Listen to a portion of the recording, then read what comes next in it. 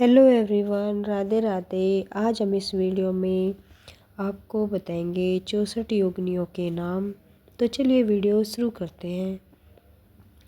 बहुरूप, तारा, नर्मदा, यमुना, शांति, क्षेमकरी, इंद्री, वराही, रणवीरा, वानरमुखी, वैष्णवी, कालरात्रि, वेदरूपा, चर्चिका, बेतली, चित्रमस्तिका, वृषवाहन, ज्वाला कामिनी, घटवार, कराकाली, सरस्वती, विरूपा, कोवेरी, भलुका, नारसिंही, विरजा, विक्ताना, महालक्ष्मी, कुमारी, महामाया, रति, करकरी, शप्रया, यक्षिणी, विनायकिनी, विंध्यवासिनी, वीर कुमारी, माहेश्वरी, अंबिका, कामिनी, घटावरी, स्तुति, काली, उमा, नारायणी, समुद्र, ब्राहिणी, ज्वालामुखी, आग्रेही, अदिति, चंद्रकांति, वायुवेगा, चामुंडा,